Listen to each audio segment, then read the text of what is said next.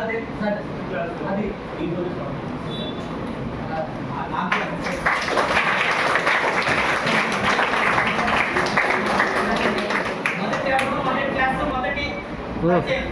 Coupling మేర దడదడు మొదటి పరిచయం ఇదే.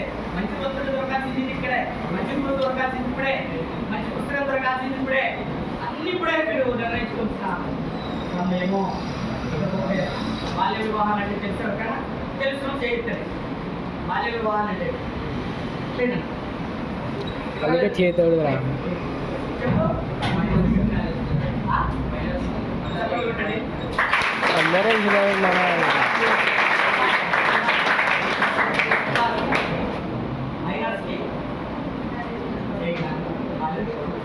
మైనర్ అంటే ఎంత ఏజ్ ఉండాలి చెప్తారా? ఒక్కరు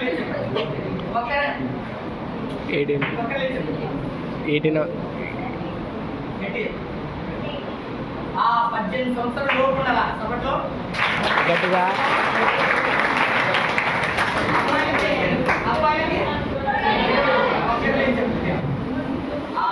ఎందుకు ఏం చెప్పమంటున్నారు అంటే ఈజీగా ప్రశ్నలు ఇస్తారు, ఈజీగా సమాధానం అప్పుడు మీకు బాగా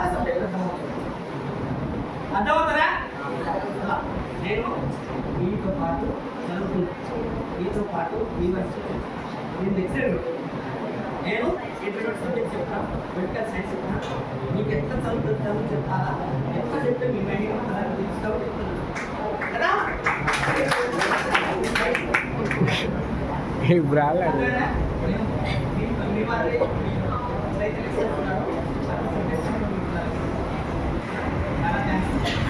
సార్ 10 నిమిషాల్లో అదే 10 నిమిషాలు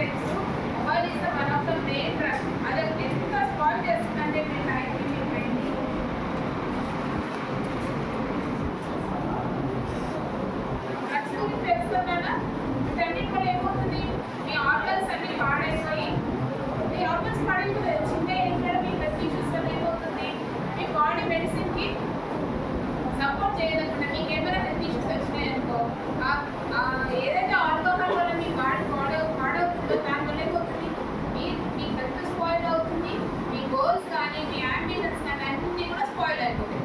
సో మీరు అవేర్, ఎందుకంటే చాలా మంది పిల్లలు తెలిసి తెలియక బ్యాడ్ అడిక్షన్స్ వల్ల వాళ్ళ లైఫ్ అంతా స్పాయిల్ చేసుకుంటున్నారు. ఇంకొక టాపిక్ ఏంటంటే చైల్డ్ మ్యారేజ్ గురించి ఇక్కడ చెప్పాలనుకుంటున్నాను. చైల్డ్ మ్యారేజ్ అంటే ఏంటంటే 18 సంవత్సరాల ఒక అబ్బాయికి 21 సంవత్సరాల అబ్బాయికి చేసేది చైల్డ్ మ్యారేజ్. చైల్డ్ మ్యారేజ్ చేసిన అమ్మాయికి ఎలాంటి కఠిన చర్యలు ఉంటాయంటే అబ్బాయికి కానీ అమ్మాయికి కానీ, అమ్మాయిని తీసుకుని కోర్టులో పెడతారు. అబ్బాయిని ఏం చేస్తారంటే నాన్ పేటబుల్ అరెస్ట్ అంటే 2 సంవత్సరాల జైలు శిక్ష మరియు 1 లక్ష రూపాయల జరిమానా విధిస్తారు. దీనికి పేరు కూడా రాదు. మైనర్ అమ్మాయిని పెళ్లి చేసుకోవడం వల్ల ఏమవుతుందంటే పోక్సో యాక్ట్ కూడా వస్తుంది. పోక్సో యాక్ట్ అంటే under protection from children from sexual harassment. Minor అమ్మాయిని పెళ్లి చేసుకోవడం వల్ల ఏమవుతుందంటే అమ్మాయిని హరాస్ చేసినా ఏం చేసినా మీరు మీ కెరియర్ అనేది మొత్తం స్పాయిల్ అవుతుంది. అమ్మాయిని శారీరకంగా మీరు వేధించినా కానీ, మానసికంగా కానీ, అమ్మాయి వెంటపడడం కానీ ఏం చేసినా మీ లైఫే స్పాయిల్ అవుతుంది. చాలా చాలా స్ట్రిక్ట్ యాక్ట్స్ వచ్చినాయి కాబట్టి దాని అమెండ్మెంట్స్ చాలా సీరియస్గా ఉంటాయి. మీతో పాటు మీ ఫ్యామిలీ కూడా చాలా ప్రాబ్లమ్స్గా ఫేస్ అవుతుంది. అర్థమవుతుందన్నా?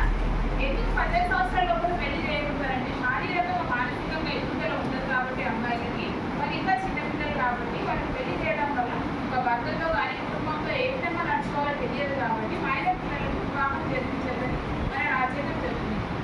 మైనర్ పిల్లలకు వివాహం జరిగిన ప్రెగ్నెన్సీ రావడం వల్ల ఏమవుతుందంటే లోపల బేబీ ఆర్గన్స్ సరిగా ఫామ్ కాకపోవడము,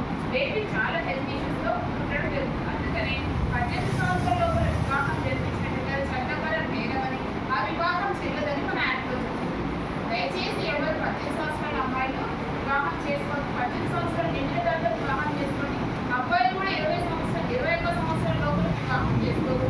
అమ్మాయిల జోలికి అస్సలు వెళ్ళదు. దానివల్ల మీ ఫ్యామిలీ మొత్తం సఫర్ అవుతుంది. పోలీస్ స్టేషన్ చుట్టూ, కోర్టు చుట్టూ చాలా సిల్లీగా తీసుకుంటారు ఈ ఇష్యూస్ని.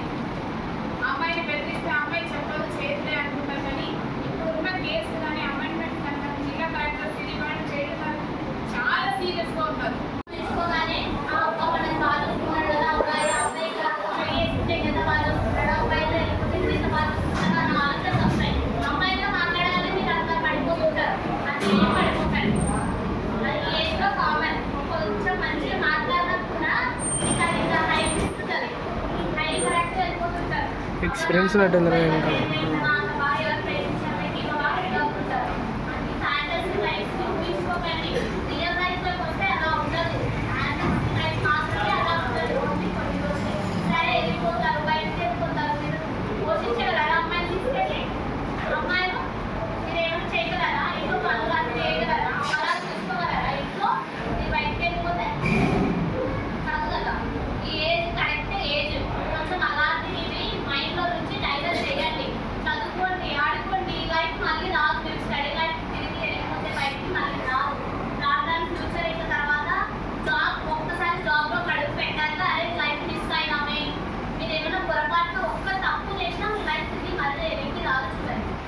కాబట్టి గుర్తు పెట్టుకోండి. ఆల్కహాల్ కానీ, డ్రగ్స్ కానీ, సిగరెట్ కానీ, అమ్మాయిలకు కానీ, మీరు కానీ అబ్బాయి రోజు వెళ్ళడం కానీ, సోషల్ మీడియా కొంచెం ఫోన్ ఉపయోగపడేది చూడండి. టెక్నాలజీ పెంచుకోండి. యాక్టివిటీస్ అంటే ఏంటి? సోషల్ మీడియాలో స్నాప్చాట్లో వాళ్ళ పిక్చర్స్ పెట్టడం, మీరు స్నాప్లు పెట్టడం, ఫోటోస్ తీయడం. ఒక్కసారి సోషల్ మీడియాలో ఫోటోస్ పెడుతున్నారంటే అర్థమవుతుందా?